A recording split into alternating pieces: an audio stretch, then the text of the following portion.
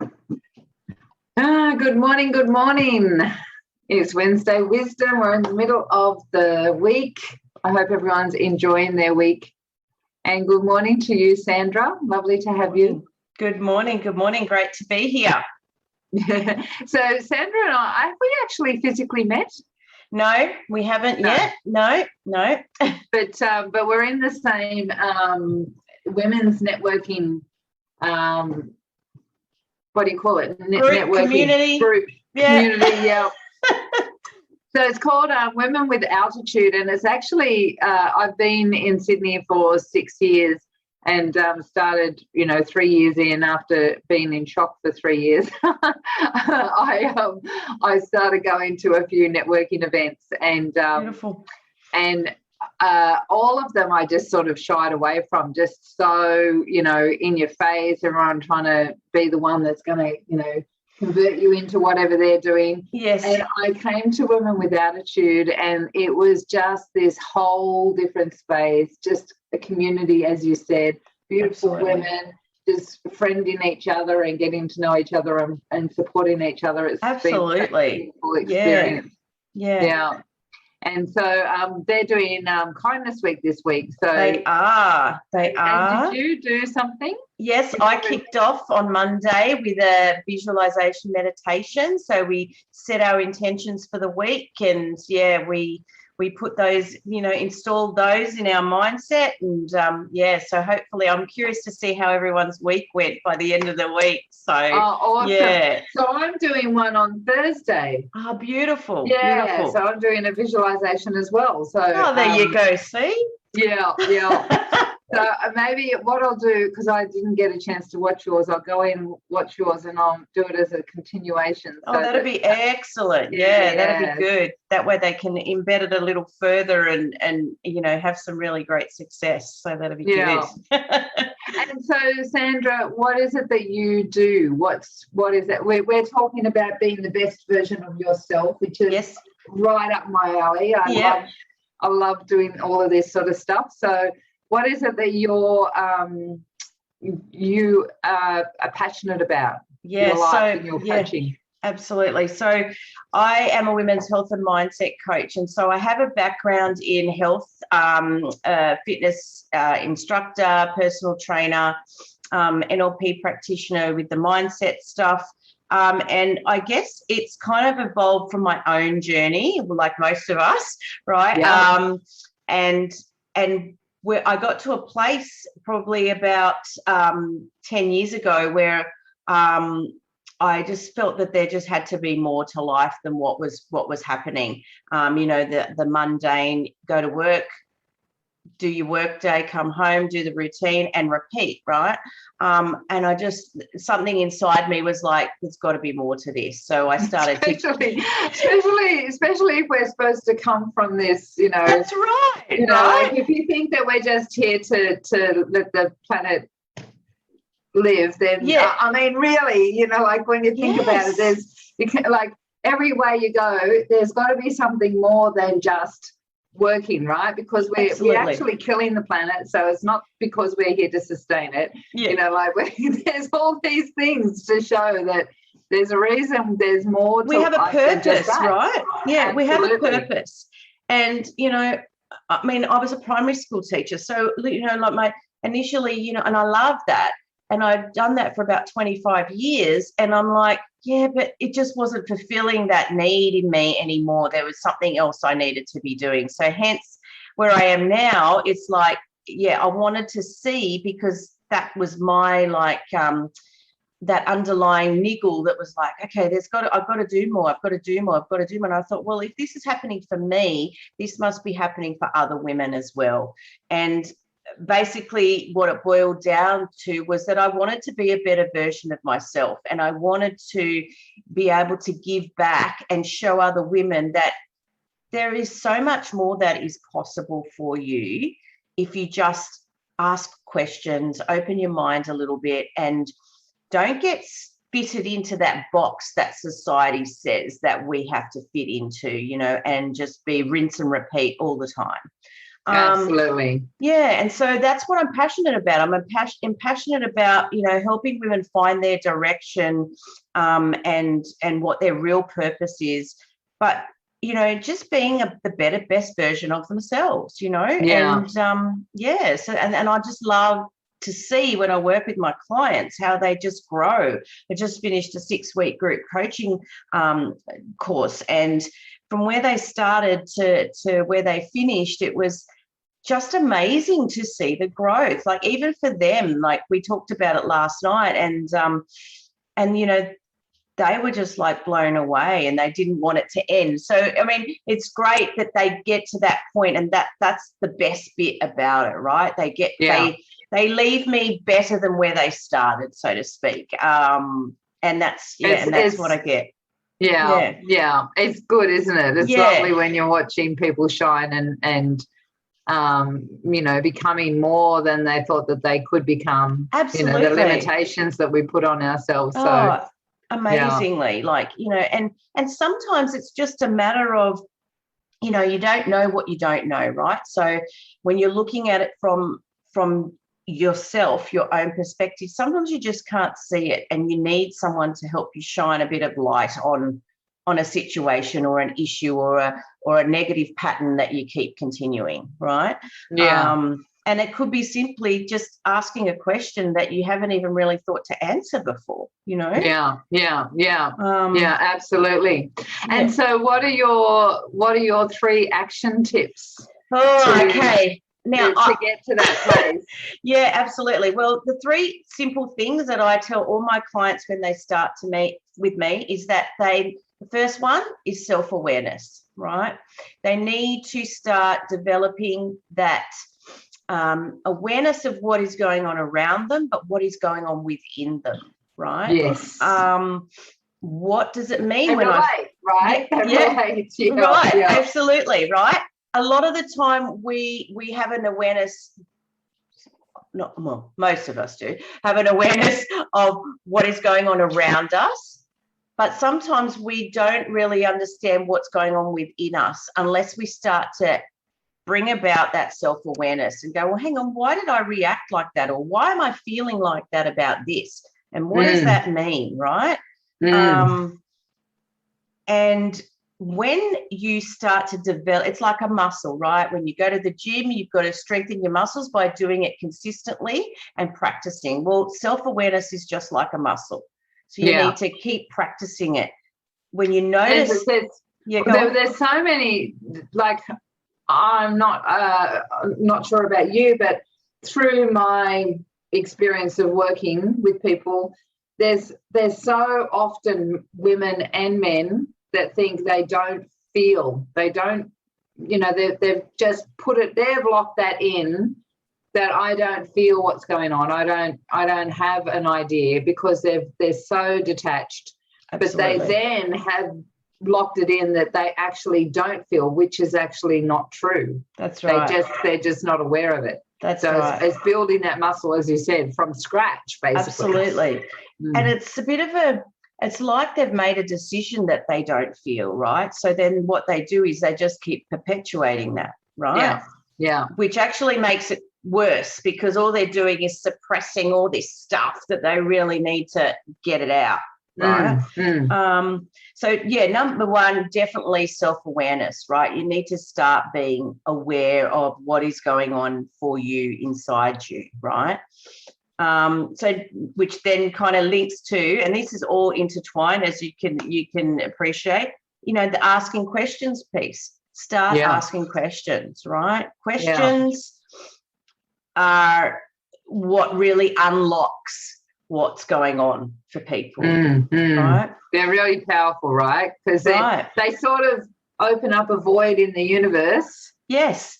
That little question mark at the end, opens up this void, and something has to fill it, right? Yeah, so exactly. Give it enough space and you'll get an answer. Yes, exactly. And sometimes, you might not like the answer, and that's okay, right? It's not... it's not always, it's a bit confronting sometimes, because it makes you look at maybe parts of yourself that you don't really like or have accepted yet. But that's the beauty of doing this kind of stuff, because it brings up things that you need to appreciate and love about yourself, and possibly step into making changes about. And part of the process is it's confronting and uncomfortable sometimes, Yeah. But the beauty is taking ownership of it, right? Yeah. Right, absolutely. Yeah. The beauty is what you get at the end, right? Yes. That's the bit that is, it's worth it. How you come out the other side. It's like that saying, there's always light at the end of the tunnel. Well, there actually is, right? When you're in the tunnel and it's really, really dark, and you're moving forward, right? You're moving. Instead of going, holy crap, I'm going to move back into the depths of it. Exactly, right? And you think this is never going to end. But then eventually you start to see a bit of that light, start to peek through, right? And it's exactly that process. You probably heard this saying, to work through, you have to work through the problem rather than try and go around the problem or the issue. Yes. Right. Yeah. Going around the problem doesn't actually solve the problem. You have to go through it. So going through it means sometimes you've got to wade through the mucky, yucky stuff. Yeah. And it's really interesting that you the way you put that, because the way energy flows, the way we sort of naturally will go is the path of least resistance. Absolutely. And at one stage in, spiritual development, that's people, we were as a collective like, oh, no, that doesn't feel right. So I'll do it this, it doesn't feel right, so I'm going to go this way. And so going along the path of least resistance and just skimming past all those boulders in your river, let's just pretend, what do they call that? Spiritual bypassing, Absolutely. Yeah, absolutely. And now we've got that understanding, no, you've got to smash into them sometimes. You've got to break them apart. You've got to look at them and explore them. And where did that come? Is that a family generational pattern? Is that something from myself? Is it a past life? Is it there's so many aspects. Yeah, absolutely. So true. I love what you said. It really is natural or innate in us as humans to want to try and get the path of least resistance, right? Yeah.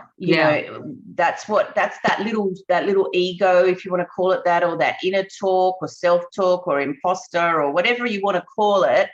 That's actually its job to keep us safe, right? Yes. And to find the path of least resistance so that we stay in our comfort zone. Yeah. That's good for some things, but not really great for other things, right? No, You can get by in life, but often that's going back to your original thing. That's when you get back, go to the end of your life and go, holy crap, I think I've just worked my life away. Absolutely. What happened? What was I here for? Yeah. When you don't go through that mud and you don't explore and you don't look at the, the little aspects that make you who you are. Yes. Then, you get to the end of your life and go, I actually didn't really enjoy that. I could have done more. I could have, I should have taken that jump off the cliff, and seen if I could fly, Absolutely. Yeah. Yeah, it's definitely a journey, and it takes practice. And again, it comes back to the first piece, right? That self-awareness. You need to start being self-aware of whether this inner voice is actually helping or hindering you at some point. Always thank it, because it's there for a purpose. It's there to keep you safe, but sometimes we need to kind of push it to the side or quieten it a little bit so that we can, get through the muck. Yeah, and come out the other side. That's and clean ourselves off. And exactly. And then next time we see the muck, we know that it's muck, right? Right. I remember this. Yes, and exactly. I'm safe to go through it, it's reminding our subconscious that it's okay, Absolutely. I've done this before and I'm still alive and, still intact. and it gets easier and easier as you go along, right? Yeah, absolutely. Absolutely correct. And the more, like you said, the more you do it, the better that you get at realizing and actually wading through it. And so I guess, the third piece is taking action. And, it's pretty much everything that we've already said, like you have to take the action, you have to take the steps to work through the process and working through it. And they're all very intertwined, the whole self-awareness, asking questions and taking action. Sometimes they will interweave into one another. It's not like you've got to do this first, this first, this first, right? You might have all of those things in the first step, right? Yeah. Self-awareness, the asking questions, and then doing something. So when you're thinking about this, start with the self-awareness, because the rest will just follow. That's the superpower, so to speak. Right? Absolutely. Once you have that self-awareness, you're like 50%, maybe even more of the way there, right? I've said for so many, maybe 20 years actually, I reckon 80% of the work is the acknowledgement of something. Once you acknowledge it, so much just pulls away. Once you that's being humble, that's being innocent and vulnerable, and all of the things that we've been told are not allowed. Exactly. So true. In some way, and they're not. Man, vulnerability is my biggest strength. It's got me through my innocence. It's got me through a lot, and has helped me, become the person I am now. So absolutely, it's looking at all of those things. And as you talk, I think of I've used this story before, but I remember a friend seeing something that I was wearing and wanted to know where to get it. And when you've been working on yourself and you've got that self-awareness, you pick up the subtleties of your vibration, right? And I remember having a moment where I didn't want to share it because, and that's a bit of grief there in me. Why do I not want to share where I got this from, because then she's going to have the same, she's going to have the same. My heart went, let her have the same, but before that, there was this moment of subconscious patterning of, not enough. Yes. And so, but once, gotta hold on to it. But once I asked the questions and came to, then she'll have the same, my heart opened up to, then I love her to have the same, but it was the steps that you just said, funnily enough, which are very basic but very powerful, right? Very, very. And they, as you said, they seem really simple but very powerful. Yeah. Very powerful when you start to implement them into your life. Yeah, absolutely. Yeah. So, Sandra, how do people get in contact with you if they would like someone to support them to go through that journey? Well, you can contact me. I have a beautiful private Facebook group. I can drop the link in under the video today, where I do a lot of this kind of thing and offer free tips and tricks and things, and that's probably the best place. Or you can find me on Facebook and send me a friend request. So that's the best way to contact me. Yeah. And do you do some sort of free consultation to start with, just to have a chat with someone and see if you're a fit? Yeah. Yeah, awesome. Absolutely. I do a 30-minute clarity call, in which we look at where you are, where you want to go, what are the gaps, and how can we close that gap. And what's available to you. Yeah. Sounds awesome. Well, I've thoroughly enjoyed chatting to you. Me too. It's been great. It's been really good. Thank you. Yeah, it's been fantastic, and looking forward to catching up. You're going to the private party? Yes, I am. We're doing a private party for the awards. Yes, so that'll be nice. Lovely. I'm really looking forward to that. So that'll be nice. Yeah. So looking forward to catching up with you next month and Take care, everyone. Enjoy your Wednesday, and we'll Thanks so much. you another time. Thank you. Bye.